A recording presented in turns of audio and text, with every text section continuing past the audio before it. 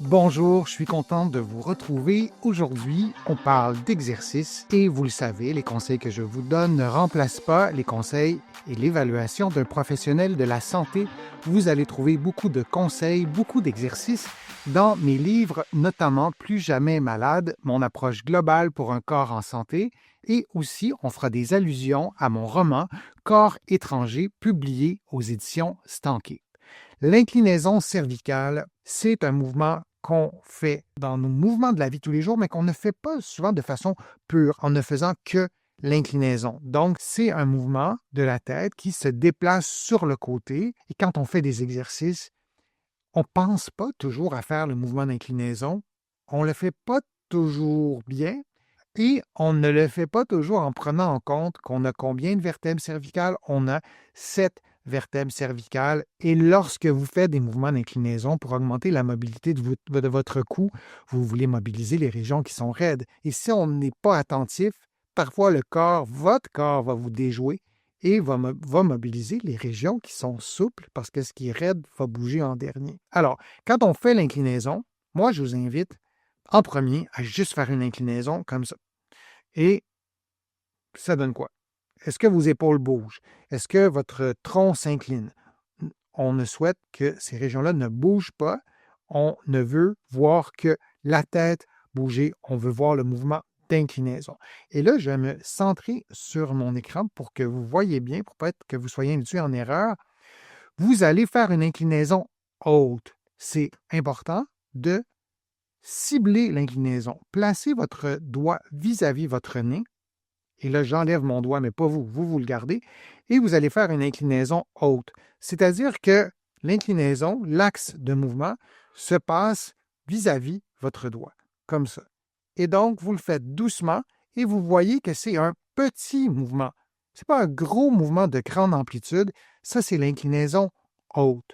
Si vous placez votre doigt vis-à-vis votre gorge, pour les habitués de ma chaîne, on a déjà fait cet exercice ensemble, mais c'est important de bien le contrôler. Donc, votre doigt vis-à-vis la gorge. Et là, vous faites une inclinaison et l'axe de mouvement se trouve au niveau de votre doigt. Et vous voyez que ce n'est pas du tout le même mouvement que si on fait un petit mouvement comme ça qui est beaucoup plus réduit. Inclinaison haute, inclinaison basse.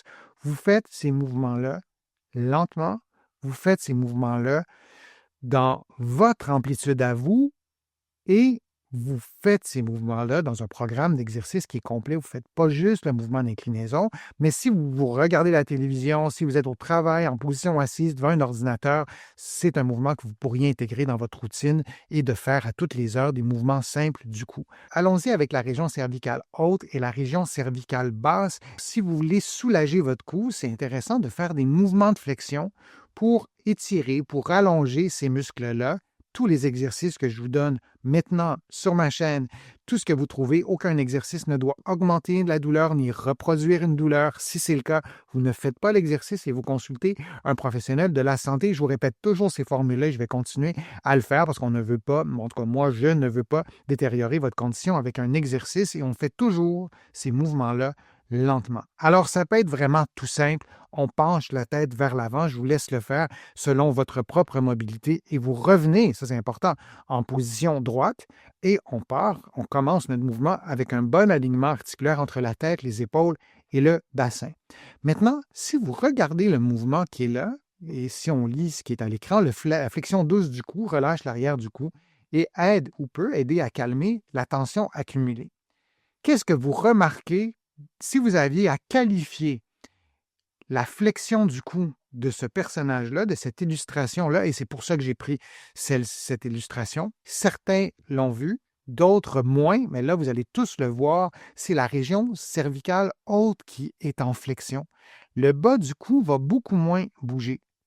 Et on pourrait aussi faire une flexion cervicale plutôt avec les vertèbres inférieures et aussi un peu le dos, le reste du dos, et le mouvement est différent. Alors, si vous le faites, on va le faire ensemble, vous faites une flexion du cou et de connaître cette petite subtilité-là, ça pourra peut-être vous aider à soulager différemment ou plus efficacement vos douleurs. Vous pouvez mettre votre doigt sur votre menton et vous allez faire une flexion et vous revenez. Mais une flexion qui qui bouge votre menton et votre doigt. Il y a certaines personnes, le fait de mettre le doigt sur le menton, ça les aide. Donc, on va faire une flexion comme ça et on revient.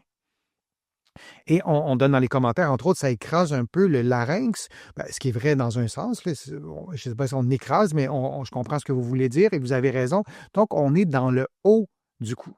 Alors, on répète, on refait ça, comme ça. Et moi, je ne peux pas aller plus bas. Si je veux aller plus bas, je dois aller chercher la région cervicale plus basse, comme ça. Alors, on a un mouvement de flexion de région cervicale haute, comme vous voyez à l'écran, et on a aussi un mouvement de la région cervicale basse. Et si je fais juste le mouvement cervical de flexion de la région cervicale plus basse, je peux même garder en extension presque la région cervicale haute.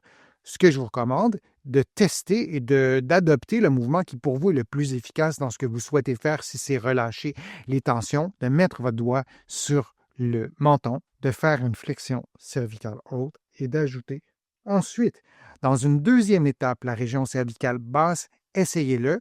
Vous allez l'essayer une fois, vous allez vous en souvenir à vie. On peut faire donc, attendez, j'ai été un peu trop vite pour la diapo, on va revenir à celle-là. Donc, la région cervicale haute se mobilise après avoir rentré légèrement le menton. Le mouvement est lent, c'est une petite amplitude et vous pouvez aussi expirer de façon détendue durant le mouvement de flexion. Alors, rentrez ou pas le menton. Lorsque vous rentrez le menton en penchant la tête, vous mobilisez davantage la région cervicale haute. Et ensuite, vous pouvez continuer en allant un peu plus loin pour mobiliser la région cervicale basse. Et vous aurez compris aujourd'hui comment mieux faire le mouvement de flexion, ce mouvement qui est si simple, qui peut soulager votre cou. C'est vraiment efficace. Je vous encourage à le faire, à l'adopter, à l'intégrer à vos exercices et de choisir ce qui fonctionne le mieux et de respirer aussi pendant ce mouvement-là.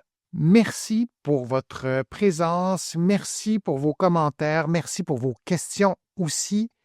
Je relis tous vos commentaires et ça me fait toujours plaisir de vous relire. Vous allez trouver beaucoup de conseils sur mon site web, le www.denisfortier.ca. Vous allez pouvoir aussi vous abonner à des infolettres hebdomadaires ou thématiques gratuitement.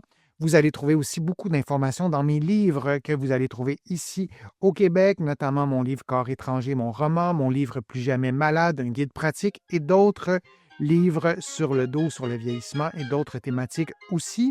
Merci très sincèrement pour vos contributions. Sans elles, je ne pourrais pas vous présenter autant de nouveaux contenus aussi régulièrement. Je suis toujours ravi de le faire. Donc, merci. Je suis Denis Fortier. Je vous dis à une prochaine vidéo, à une prochaine fois. À bientôt.